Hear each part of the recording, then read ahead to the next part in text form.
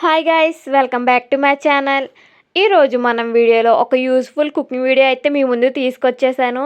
ఏంటి యూస్ఫుల్ అంటుంది, ఇది అంత యూజా అంటే అవునండి, మనం వేస్ట్ అని పడేసే ఈ బీరకాయ తొక్కలతోనే ఈరోజు మనం పచ్చడి అనేది ఎలా ప్రిపేర్ చేయాలో చూసేద్దామా. ఈ పచ్చడి ఇడ్లీ, దోశ, నెక్స్ట్ చపాతీలకు కూడా చాలా బాగుంటుంది. అండ్ రైస్లో కూడా మనం ఈ పచ్చడి చేసుకొని తినచ్చు. చాలా టేస్టీగా ఉంటుంది. వన్స్ మీరు ఈ పచ్చడి అనేది ట్రై చేశారంటే మీరు తొక్కలు ఇంకెప్పుడు పడేరు. ప్లస్ పచ్చడి అనేది ఇలాగే చేసుకుంటారు. అండ్ నేను వీడియోలో చూపిస్తున్న విధంగా మాత్రమే మీరు బీరకాయలు అనేది పీల్అవుట్ చేసుకుంటే టేస్టీగా ఉంటుంది.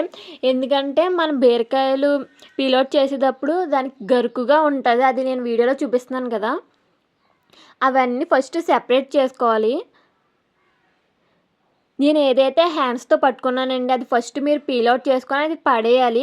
ఇలా అన్ని బీరకాయలకి ఏదైతే గరుగు ఉంటుందో దాన్ని పీల్అవుట్ చేసి పడేసాక నెక్స్ట్ మనం వీడియోలో చూపిస్తున్న విధంగా పీల్అవుట్ చేసుకొని ఒక ప్లేట్లో తీసుకోవాలి బీరకాయ తొక్కల్ని.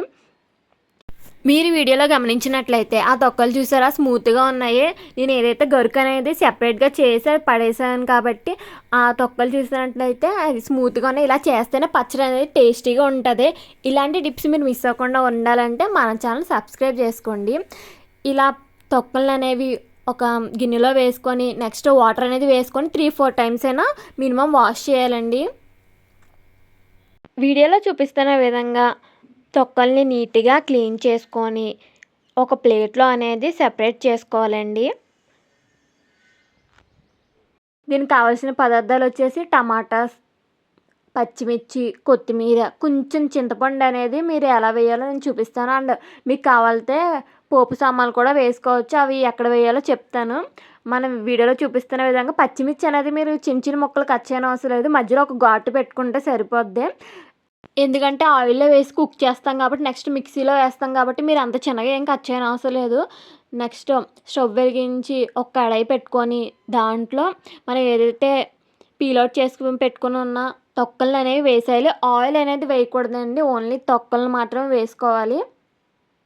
వీడియోలో చూపిస్తున్న విధంగా తొక్కను కూడా మనం కట్ చేయని అవసరం లేదు. పీల్అవుట్ చేసుకొని సేమ్ అలాగే వేసేసి కుక్ చేసుకోవాలండి. ఇందులో నుంచి వాటర్ అనేది వస్తూ ఉంటుంది. ఆ వాటర్ అనేది తగ్గి కొంచెం కుక్ అయిన తర్వాత మనం ఏదైతే కట్ చేసి పెట్టుకున్న కొత్తిమీర, టమాటాలు, పచ్చిమిర్చి ముక్కలు ఉంటాయో అవి కూడా వేసుకోవాలండి. ఇలా అన్నీ వేసుకున్న తర్వాత వీడియోలో చూపిస్తున్న విధంగా ఒక 10 మినిట్స్ పాటు కుక్ చేసుకోవాలి మూత పెట్టేసి. ఇలా 10 మినిట్స్ కుక్ అయిన తర్వాత మనకి ఎలా తెలుస్తుందంటే అది కలర్ అనేది చేంజ్ అవుతుంది. వీడియోలో చూపిస్తున్న విధంగా కలర్ అనేది చేంజ్ అయిన తర్వాత మనం కొంచెం చింతపండు అనేది వేసుకోవాలండి.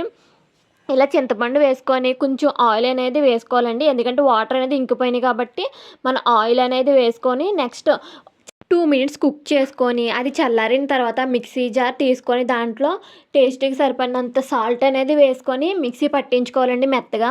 ఇలా మిక్సీ పట్టించుకున్న తర్వాత స్టవ్ వెలిగించి ఒక కడాయి పెట్టుకొని దాంట్లో ఆయిల్ అనేది వేసుకొని తాలింపులు అనేవి వేసుకోవాలండి. తాలింపులు ఒకవేళ మీకు ఇష్టమైతే వేసుకోవచ్చు, లేదంటే స్కిప్ చేయొచ్చు. నేను ఓన్లీ కరివేపాకు మాత్రమే వేస్తున్నాను. ఎందుకంటే ఇది నాకు దోశలో పచ్చడి కావాలి కాబట్టి నాకు అవి ఇష్టం ఉండదు. సో మీకు కావాలంటే వేసుకోవచ్చు. ఇలా వేసుకున్న తర్వాత ఏదైతే మనం మిక్సీ పట్టించుకున్న మిశ్రమం ఉంటుందో పచ్చడి దాన్ని కడాయిలో వేసుకొని కుక్ చేసుకోవాలండి.